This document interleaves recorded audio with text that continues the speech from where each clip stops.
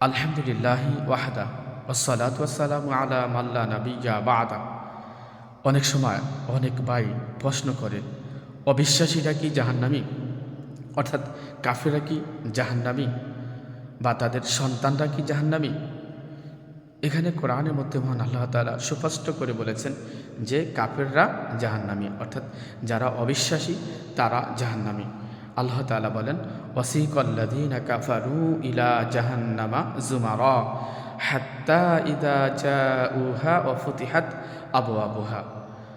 যারা কাফের, যারা অবিশ্বাসী, তাদেরকে জাহান্নামে টেনে হেঁচড়ে নিয়ে যাওয়া হবে। অফতিহাত হাত্তা ইদা জাউহা অফতিহাত আবওয়াবুহা, তখন তাদের জন্য জাহান্নামের দরজা উন্মুক্ত করে দেওয়া হবে। তাদের জন্য জাহান্নামের দরজা উন্মুক্ত করে দেওয়া হবে, অনায়াসে জাহান্নামে তারা ঢুকতে পারবে। তো এখানে কিন্তু কাফেরদের কথা বলেছেন, কাফেররা জাহান্নামী। অন্য আয়াতের মধ্যে আল্লাহ তাআলা মুনাফিকদেরকেও জাহান্নামে বলেছেন। মুনাফিকরা যে জাহান্নামে, শুধু জাহান্নামী না, তারা সবচেয়ে জাহান্নামের নিম্ন স্তরে অবস্থান করবে। আল্লাহ তাআলা বলেন, ইন্নাল মুনাফিকিনা ফি দারকিল আসফালি মিনান নার।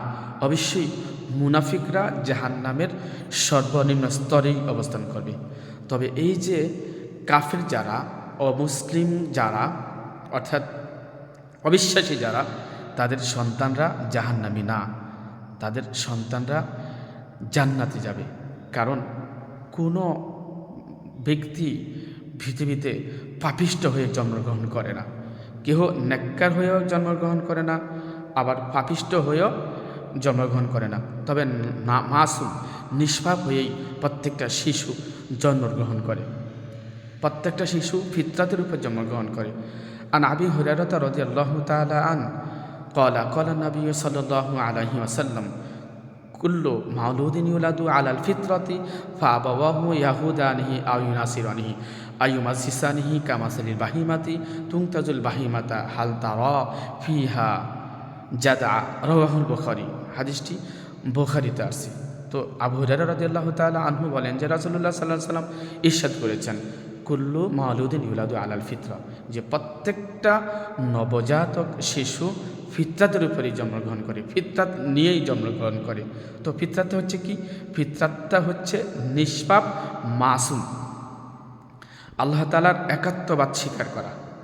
আল্লাহ তাআলার একাত্মবাদের উপরেই কিন্তু সন্তান ভূমিষ্ঠ হয়। প্রত্যেকটা শিশুই মুসলিম হয়ে জন্মগ্রহণ করে, নিষ্পাপ মাসুম হয়ে জন্মগ্রহণ করে। তো পরবর্তীতে তার বাবা মা তাকে ইহুদি বানায়, খ্রিস্টান বানায়, অগ্নিপূজারক বানায়। ফাআবাওয়াহু ইয়াহুদানি আও ইউনাসিরানি আও ইউমাজ্জিসানিহি।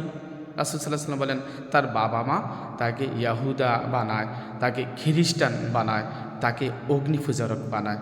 আপনি দেখেন না, আপনি যদি মাজারে যান, আপনার সন্তানটাকে নিয়ে যদি আপনি মাজারে যান, মাজার চুমু দেন, আপনার ছেলেটাও কিন্তু মাজার চুমু দিবে, অথচ আপনি মুসলিম। আপনি যদি মাজারে সিজদা করেন, আপনার ছেলেটাও মাজারে সিজদা করবে। আপনার কাছ থেকে আপনার ছেলেটা কিন্তু শিরকি শিখবে। আপনি যদি অগ্নিপূজারক হন, আপনার ছেলেটাও অগ্নিপূজারক হবে, অগ্নিপূজারী হবে। আপনি যদি কবর যে কোনো জিনিসকেই সিজদা করেন, দেখবেন আপনার ছেলেটাই তাকেই, ওই জিনিসটাকেই সিজদা করবে। আপনি যদি মসজিদে আসেন, আল্লাহকে সিজদা করেন, আপনার ছেলেটাও আল্লাহকেই সিজদা করবে। তো আপনার সন্তান কিন্তু আপনার কাছ থেকেই শিখে। তো বাবা মাই কিন্তু সন্তানদেরকে ইহুদি বানায়, খ্রিস্টান বানায়। এটাই রাসূলুল্লাহ সাল্লাল্লাহু আলাইহি ওয়াসাল্লাম বলেছেন, বাবা মাই সন্তানদেরকে মুশরিক বানায়, কবর পূজারী বানায়, মাজার পূজারী বানায়, মূর্তি পূজারী বানায়, অগ্নি পূজারক বানায়। তো এটাই রাসূলুল্লাহ সাল্লাল্লাহু আলাইহি ওয়াসাল্লাম বলেছেন। তো পরবর্তীতে রাসূল সাল্লাল্লাহু আলাইহি ওয়াসাল্লাম বলেছেন, তোমরা কি কখনো দেখেছ কোনো চতুষ্পদ জন্তু কান কাটা জন্ম নিতে? অর্থাৎ কোনো পশু চতুষ্পদ জন্তু কান কাটা জন্ম নেয় না। আপনার এই যে কী বলেন, গরু যে যখন বাছুর হয় তখন কি দেখেছেন তার কান কাটা? পরবর্তীতেই তার কানে দৃষ্টি হয়। এটাই রাসূলুল্লাহ সাল্লাল্লাহু আলাইহি ওয়াসাল্লাম বুঝিয়েছে। অর্থাৎ কোনো সন্তানই কাফের অবস্থায় জন্মগ্রহণ করে না, প্রত্যেকটা সন্তানই নিষ্পাপ মাসুম হয়ে জন্মগ্রহণ করে। এই জন্যেই এই অমুসলিমদের নবজাতক শিশুরা মারা যায়, তারা জান্নাতি। এটা বিশ্বাস করতে হবে রাসূল সাল্লাল্লাহু আলাইহি ওয়াসাল্লামের এই হাদিসই প্রমাণ। তারপর অর্থাৎ বালক অবস্থায় যারা মারা যায়, অমুসলিমদের কাফিরদের সন্তান বালক অবস্থায় যারা মারা যায় তারা জান্নাতি। অন্য একটি হাদিস শরীফের মধ্যে রাসূলুল্লাহ সাল্লাল্লাহু আলাইহি ওয়াসাল্লাম বলেছেন, রুফিয়াল কলামু আন সালাসা আনিন নাইমি হাত্তা ইয়াস্তাবাকিদা ওয়া আনিল মাজনুনি হাত্তা ইউফিকা ওয়া আনিস সাবিয়্যি হাত্তা ইয়াহতালিম। যে রুফিয়াল কলম আন সালাসা, 3 ব্যক্তির উপর থেকে কলম উঠিয়ে নেওয়া হয়েছে, অর্থাৎ 3 ব্যক্তির গুনাহ হয় না, সওয়াব হয় না, তাদের 3 ব্যক্তির নেকিও নাই, বদিও নাই। 3 ব্যক্তির, এই 3 ব্যক্তিকে তারপরে বলছে আনিন নাইমি হাত্তা ইয়াস্তাবাকিদা, আনিন নাইম অর্থাৎ ঘুমন্ত ব্যক্তি, রুফিয়াল কলম আন সালাসা আনিন নাইমি হাত্তা ইয়াস্তাবাকিদা, ঘুমন্ত ব্যক্তির যতক্ষণ না পর্যন্ত সে জাগ্রত হয়, অর্থাৎ ঘুমন্ত ব্যক্তির কোনো গুনাহ নেই। আপনি যতক্ষণ পর্যন্ত ঘুমিয়ে থাকবেন ততক্ষণ পর্যন্ত কি আপনি কারো বদনাম করতে পারবেন? বলেন, আপনি যতক্ষণ পর্যন্ত ঘুমিয়ে থাকবেন ততক্ষণ পর্যন্ত কি কাউকে গালি দিতে পারবেন? কারো বিরুদ্ধে আচরণ করতে পারবেন? চুরি করতে পারবেন? জিনা ব্যভিচার করতে পারবেন? অন্যের মাল আত্মসাৎ করতে পারবেন? মানে কোনো পাপের কাজে আপনি করতে পারবেন না যতক্ষণ ঘুমিয়ে থাকেন। এই জন্যই রাসূলুল্লাহ সাল্লাল্লাহু আলাইহি ওয়াসাল্লাম বলছেন, ঘুমন্ত ব্যক্তির থেকে কলম উঠিয়ে নিয়েছে। ঘুমন্ত ব্যক্তি যদি স্বপ্নেও এটা সেটা দেখে সেটা পাপ হবে না, যেমন স্বপ্নদোষ হওয়া, এটা সেটা হওয়া, তবে সেটা পাপ হবে না। কেন? সে স্বপ্নের মধ্যে দেখেছেন, এটা সত্য না, বাস্তব না। এই কারণে ঘুমন্ত ব্যক্তির থেকে কলম উঠিয়ে নিয়ে এসে ঘুমন্ত ব্যক্তির কোনো গুনাহ নেই। আর ঘুমন্ত ব্যক্তি সওয়াবও করতে পারবে না। ঘুমন্ত ব্যক্তি কি নামাজ পড়তে পারে? ঘুমন্ত ব্যক্তি কি জিকির করতে পারে? তাসবিহ তাহলিল পড়তে পারে? পারে না। যদিও স্বপ্নে দেখে, কিন্তু সেটা সওয়াব হবে না। এই জন্য রাসূলুল্লাহ সাল্লাল্লাহু আলাইহি ওয়াসাল্লাম বলছেন, রুফিয়াল কলামু আন সালাসা, যে 3 ব্যক্তি থেকে কলম উঠিয়ে নেওয়া হয়েছে, আনিন নাইমি হাত্তা ইয়াস্তাবিকিদা ওয়া আনিল মাজনুনি হাত্তা ইউফিকা।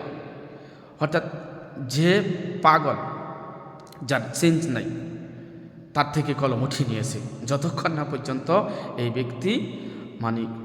ব্যক্তির হুঁশ হয়।